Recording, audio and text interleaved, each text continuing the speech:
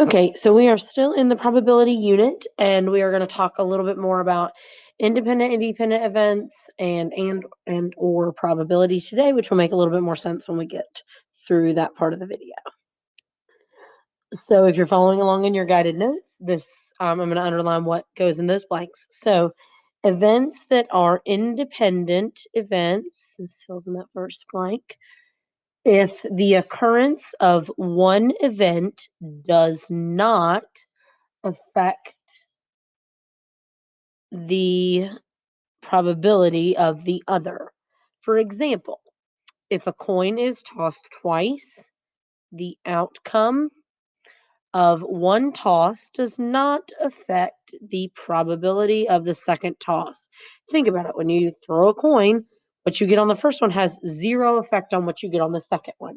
So another example is drawing a queen from a deck of cards, replacing it, and then drawing a queen again.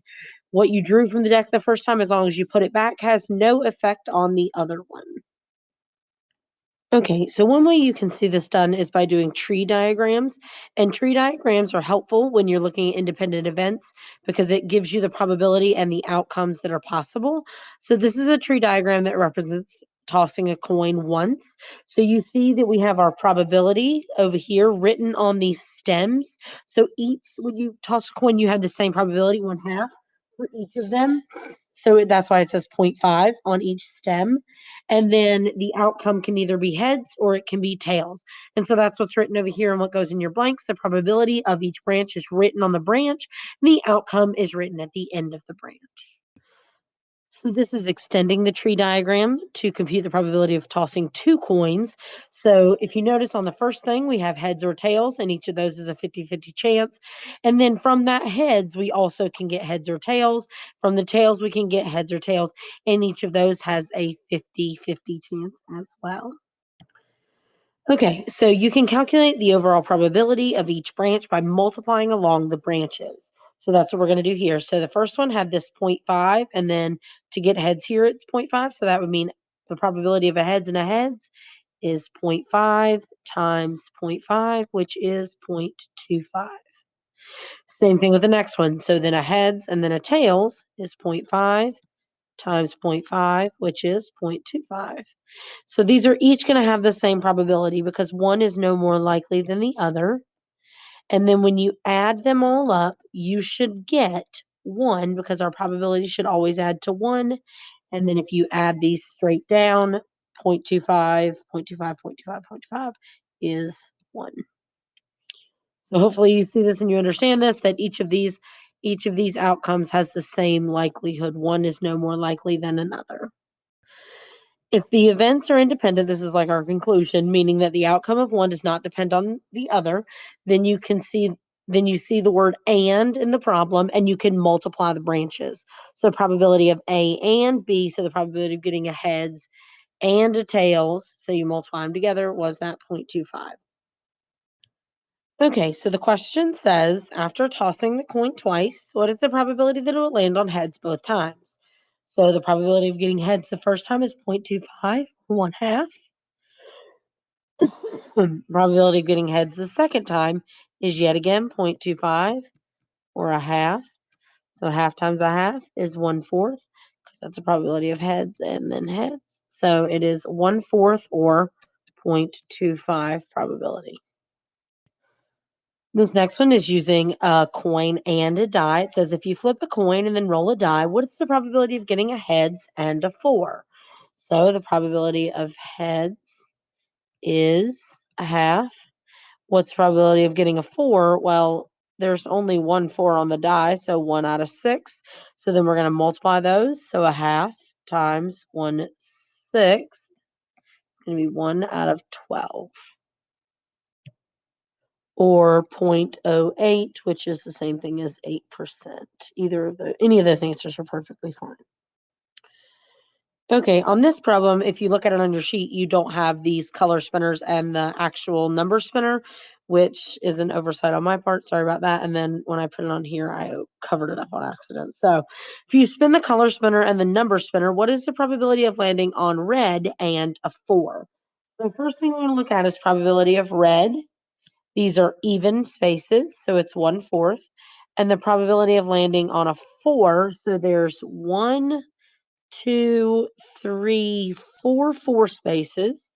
So 4 out of 8 spaces. So that's the same thing as a half. So probability of landing on red and a 4, we're going to need to multiply them. So 1/4 times a half is 1/8. 1/8 probability of that happening. All right, this is still using a deck of cards. It says a card is drawn from a deck and replaced. Then a second card is drawn. Find the probability of getting a queen, then an ace. So how many queens are there in the deck? There's 4 out of the 52. And then how many aces are there? Yet again, there's still 4 out of 52. So we're going to do 4 out of 52 times 4 out of 52. We get 16 over 2704, which simplifies to 1 over 169. Or as a decimal, you can write it as 0.0059 or 0.59%. Okay, a Harris poll found that 46% of Americans say they suffer great stress at least once a week. If 3 people are selected at random, find the probability that all 3 will say that they suffer stress at least once a week. So 46%. So the probability of stress for one person is 0.46. So we have 3 of them. So we're going to do 0.46 times 0.46 times 0.46. So if you selected those 3 people at random, it would be 0.097 or 9.7% chance that they would all say they suffer from great stress at least once a week. Okay, well, while we like to think that apparently having a boy or a girl is a 50-50 chance, according to whatever statistic was used to write this problem, the probability of giving birth to a boy is 0.52%, or 0.52. What is the probability of giving birth to 4 consecutive boys? So the probability of a boy is 0.52. So then we need to do that 4 times. So if it's 4 times, it's going to be 0.52 times 0.52 times 0.52 times 0.52. And then if you want to, I make that easier by putting them out a calculator as 0.52 to the 4th.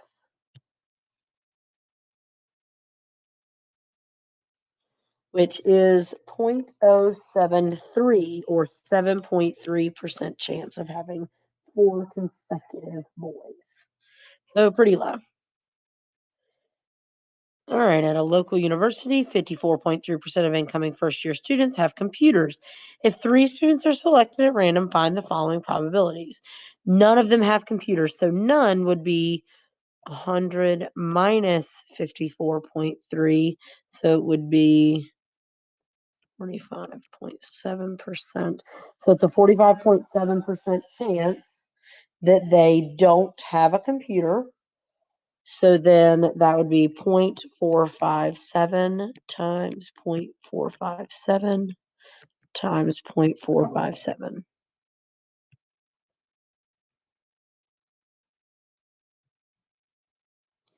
Which is a 0.095 or 9.5% chance that all 3 of them don't have computers. So then the probability that they all do have computers would be the 0.543 times 0.543 times 0.543, which is 0.160.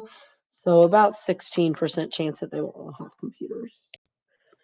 Okay, hopefully this is making sense to you with all this probability stuff. I do have a sheet that we are going to do in class. I will go ahead and upload it to the site so you can look over it. Hopefully it'll answer any questions you have, and it'll make it so that you are really understanding this probability stuff.